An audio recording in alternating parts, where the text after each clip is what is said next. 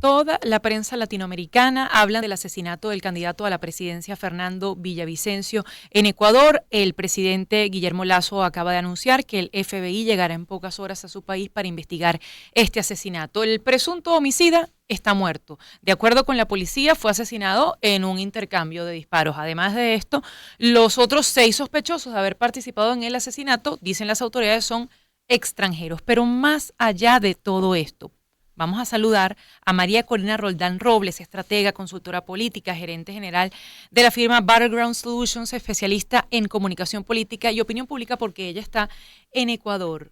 Y quisiera saber por qué no se suspenden las elecciones, faltando apenas 10 días. Y entiendo que este señor estaba de segundo o tercero en las encuestas. Bienvenida, María Corina.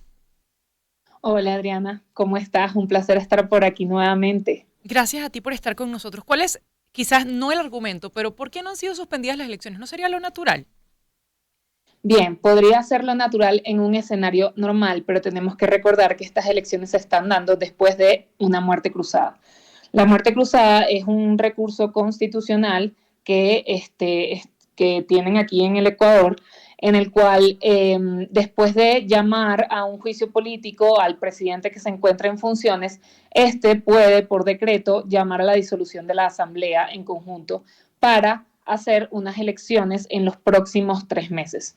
Por lo tanto, por reglamento constitucional, ahorita no hay asamblea, el presidente está gobernando por decreto y la verdad es que sería bastante improbable que se puedan mover las elecciones de fecha por lo que estipula el decreto de muerte cruzada, que es que se tienen que hacer a fuerzas en los próximos 3 meses porque básicamente tienes un país que no tiene instituciones gobernándolo en este momento. Exacto, solo tiene un presidente, pero María Corina, entonces, ¿qué pasa? Sí, y te pregunto porque la encuesta que leí la había publicado el mismo Villavicencio apenas un día antes de morir y lo ponía a él como tercero después del voto nulo, si mal no recuerdo. Estaba de primera Luisa González, de segundo con un 13%, la gente que dice que va a votar nulo o que no sabe por quién va a votar, y él le seguía a ese mismo 13% como con también un número parecido.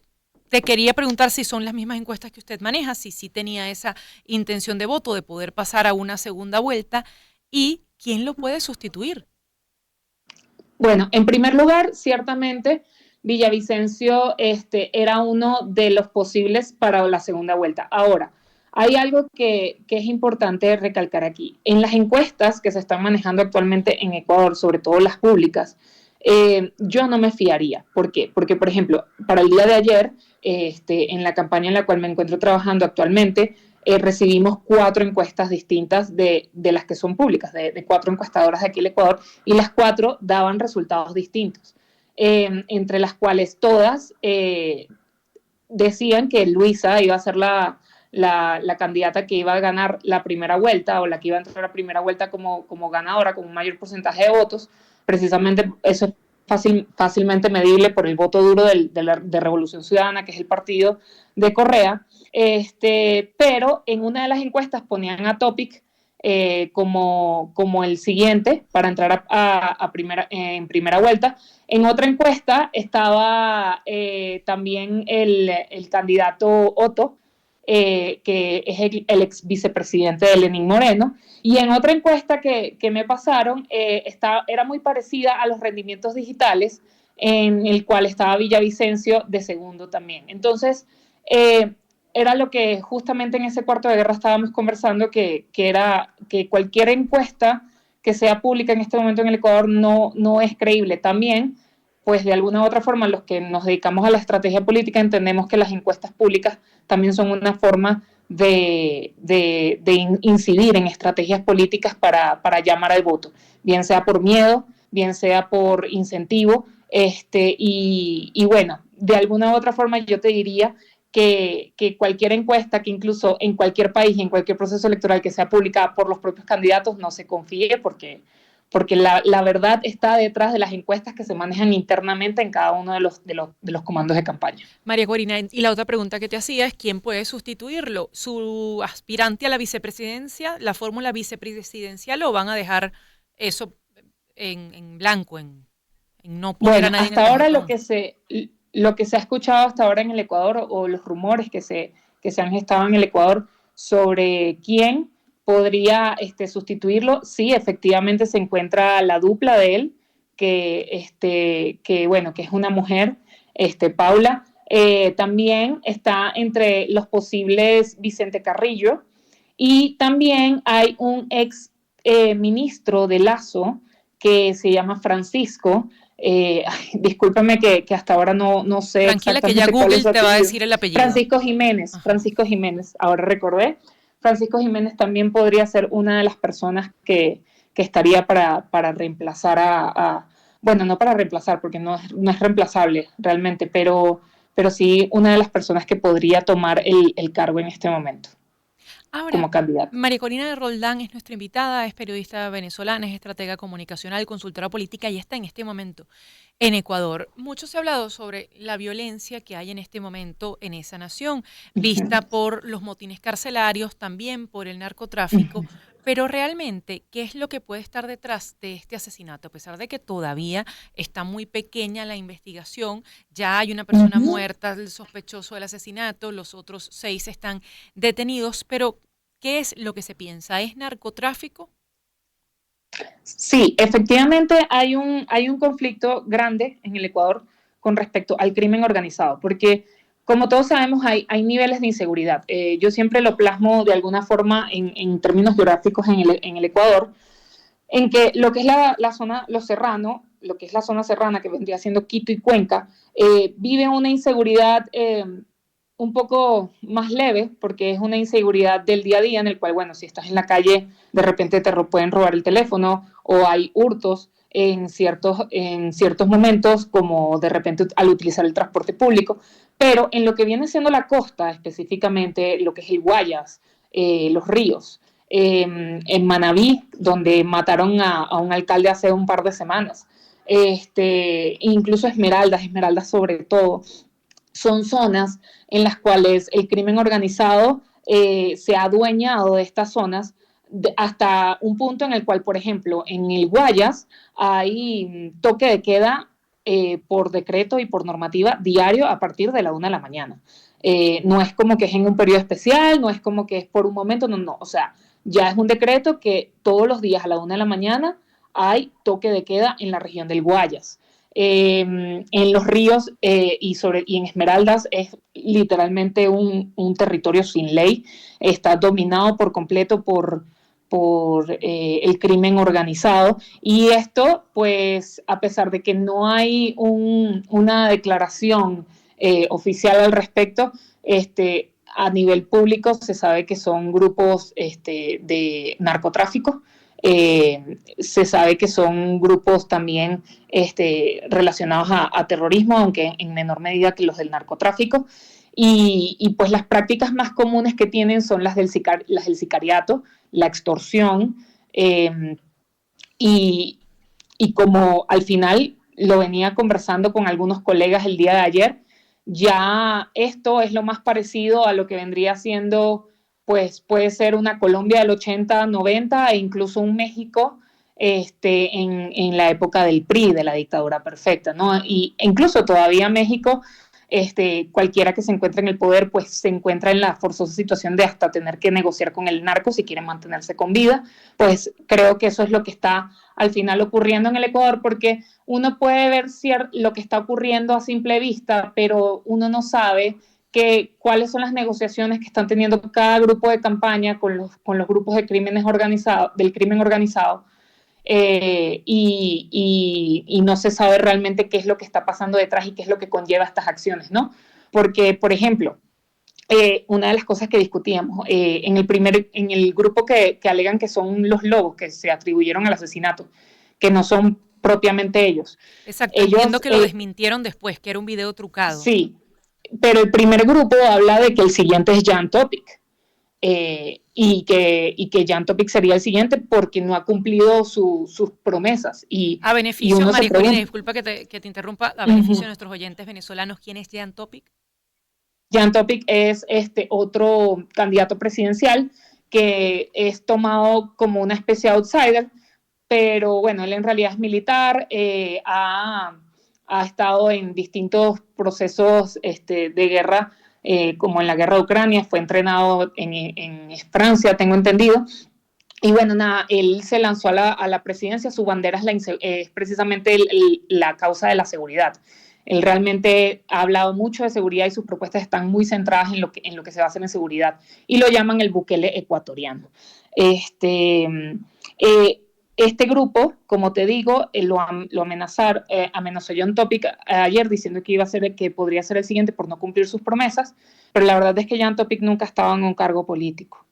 Entonces, ahí es donde uno se pregunta, bueno, ¿cuáles son las promesas que podría Jan Topic no haber cumplido a menos de que haya pues conversado con ellos de alguna forma? O sea, realmente cuando te encuentras en un estado fallido, pues eso es lo que ocurre. La cohabitación se maneja al final de esas maneras. Entonces, por eso es que uno ve el front stage, pero nunca sabes lo que está ocurriendo en el backstage.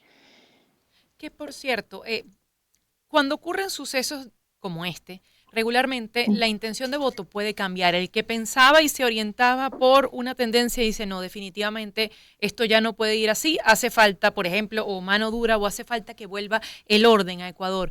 ¿Quién sería ese candidato que puede aglutinar la molestia de este momento? María Corina Roldán es nuestra invitada, es estratega política y está en este momento en Ecuador.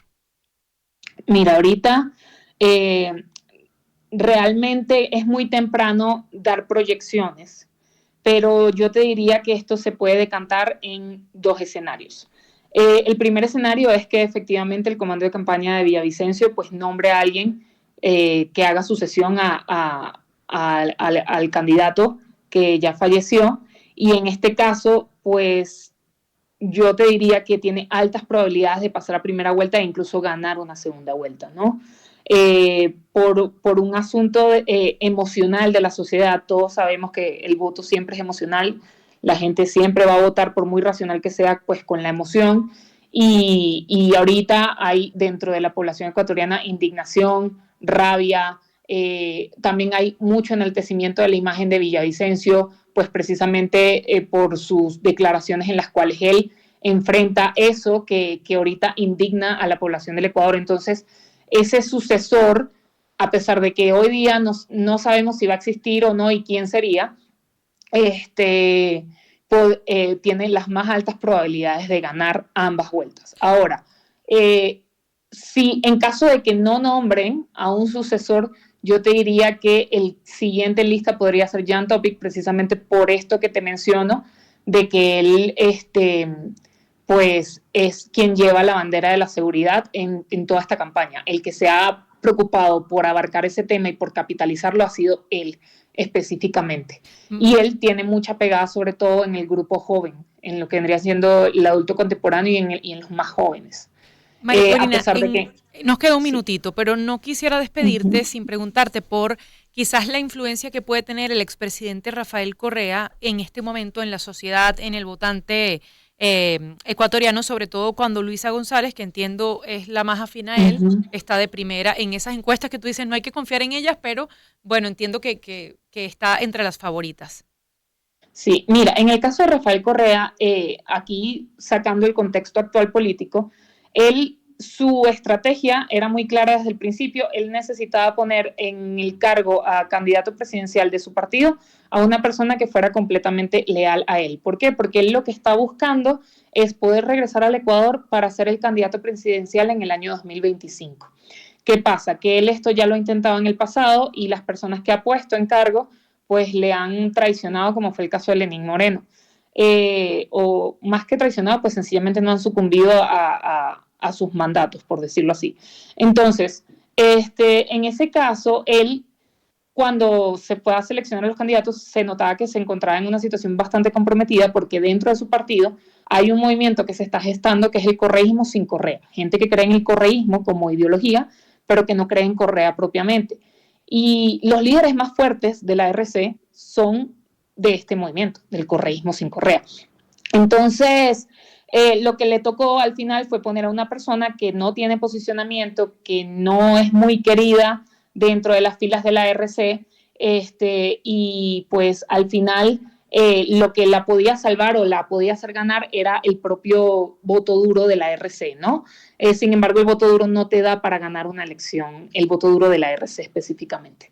Entonces, bueno, dentro de este contexto, el que sale más afectado es el correísmo, porque estamos hablando de que Villavicencio, una de lo que se le reconoce es que cuando fue asambleísta, pues él hizo muchísimas investigaciones de casos de corrupción de Correa, y gran parte de lo que se le incrimina hoy a Correa y por qué él ha huido de la justicia y está fugitivo de la justicia ahorita, es por gran parte de la investigación de Villavicencio en sus tiempos de asambleísta.